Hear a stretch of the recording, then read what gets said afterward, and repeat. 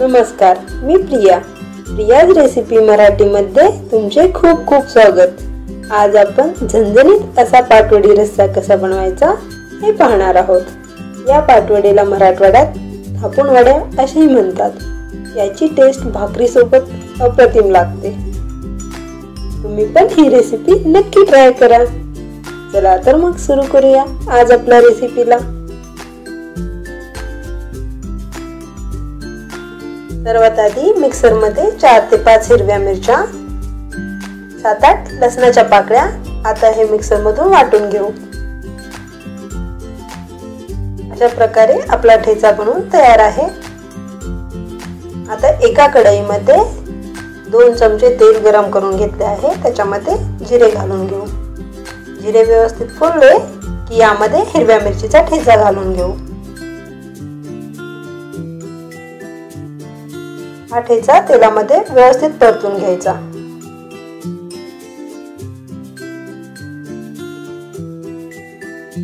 ठेचा व्यवस्थित परतून झाला की याच्यात 1 टेबलस्पून हळद घालून घेऊ। यानंतर 2 कप बेसन पिठासाठी मी इथे 3 कप पाणी घालून घेणार आहे। यानंतर चवीपुरते मीठ। आता या पाण्याला दणकून उकळी येऊ द्यायची। इथे एक टिप्स लक्षात ठेवा, बेसन पीठ अगदी बारीक नाही घ्यायचे, थोडेसे जाडसरच घ्यायचे। याच्यामुळे तुमच्या पिठाच्या जास्त गुठळ्या बनणार नाहीत। आता हे पाण्यामध्ये थोडे थोडे करून घालून घेऊ। याच्या गाठी नाही बनू द्यायच्या बिलकुल। तुम्ही असे हाताने पण थोडे थोडे करून सोडू शकता।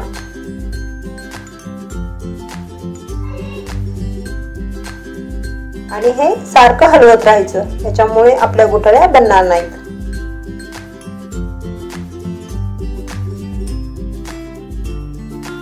पीठ व्यवस्थित मिक्स झालेले आहे।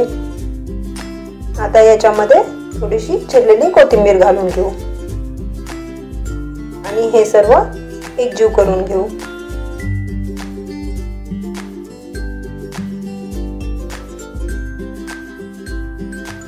तुम्ही बघू शकता पिठाची एकही गाठ राहिली नाही। मी व्यवस्थित असे मिक्स करून घेतले आहे। आणि आता यावर झाकण ठेवून 7 ते 8 मिनिट व्यवस्थित वाफ येऊ द्यायची। 8 मिनिट झालेले आहेत आणि आपल्या पिठाला व्यवस्थित दणकून अशी वाफ आलेली आहे। पीठ व्यवस्थित शिजले आहे आणि वास पण खूप छान येत आहे। आता एका डिशला तेल लावून घेऊ।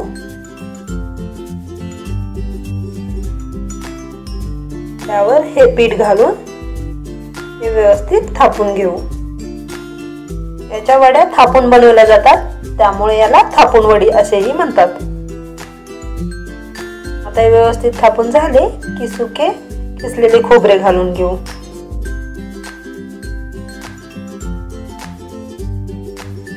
आणि याला पण थोडेसे आपण थापून घेऊ। आता हे आपण थंड होण्यासाठी साईडला ठेवून द्यायचे आहे।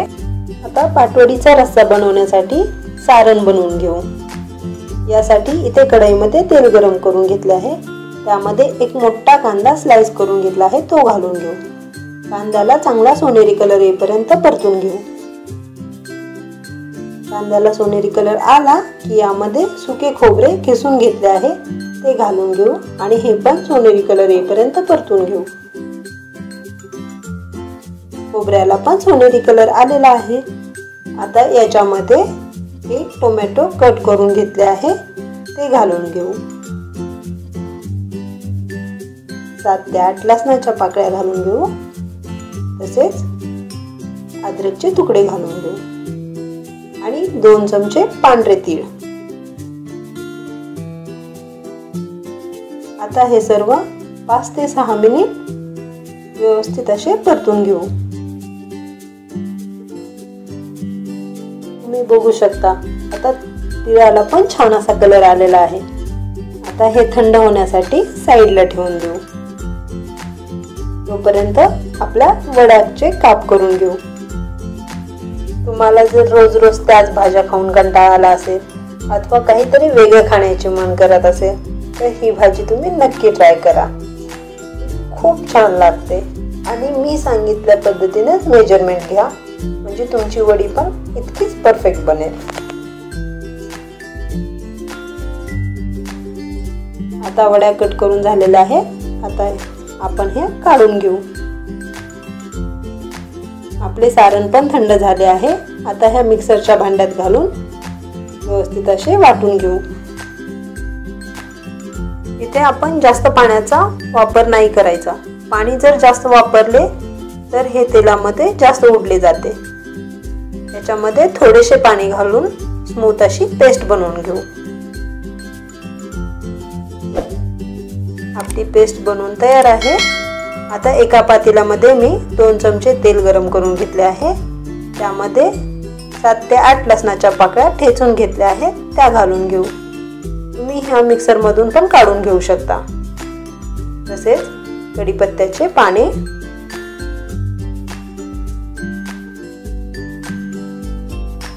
खड्या मसाल्यामध्ये इथे 3 ते 4 तमालपत्र घालून घेतले आहे.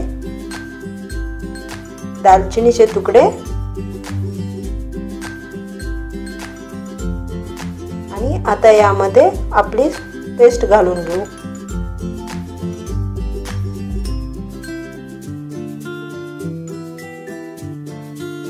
पेस्ट तेलामध्ये 2 ते 3 मिनिट व्यवस्थित अशी परतून घेऊ. आणि यामध्ये आता सुके मसाले घालून घेऊ. त्यासाठी 1 चमचा लाल तिखट, 2 चमचे घरगुती काळा मसाला, तसेच 2 चमचे कांदा लसूण मसाला. आता हे मसाले पेस्ट मध्ये एकजीव करून घेऊ. तसेच यामध्ये आता मीठ टाकून घेऊ आणि मसाल्यांनी तेल सुटेपर्यंत 2 ते 3 मिनिट परतून घेऊ. मसाल्यांनी साईडला तेल सोडलेले आहे. यामध्ये आता गरम पाणी घालून घ्यायचे आहे आणि हा रस्सा 7 ते 8 मिनिट शिजू देऊ.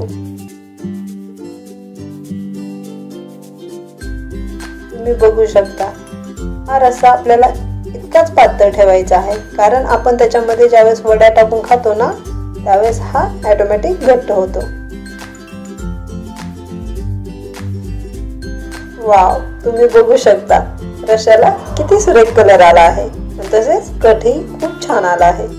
हे सर्व कसे करायचे हे पाहू. सर्वात आधी इथे रस्सा घालून घेऊ. यावर आपला कट,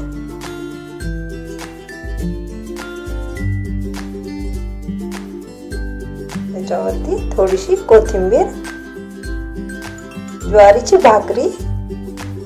ज्वारीच्या भाकरी सोबत ही भाजी खूप अप्रतिम लागते. तसेच आपण बनवलेल्या पाटवड्या, लिंबाची फोड आणि कांदा. वाव, मस्तच. तुम्हाला जर माझी रेसिपी आवडली असेल तर लाईक, शेअर आणि सबस्क्राईब करायला विसरू नका. आजची ही रेसिपी कशी वाटली मला कमेंट बॉक्समध्ये नक्की कळवा आणि तुम्ही पण ही रेसिपी नक्की ट्राय करा. खूप छान बनते. चला तर मग भेटूया अशा छानशा नेक्स्ट रेसिपीमध्ये. तोपर्यंत धन्यवाद.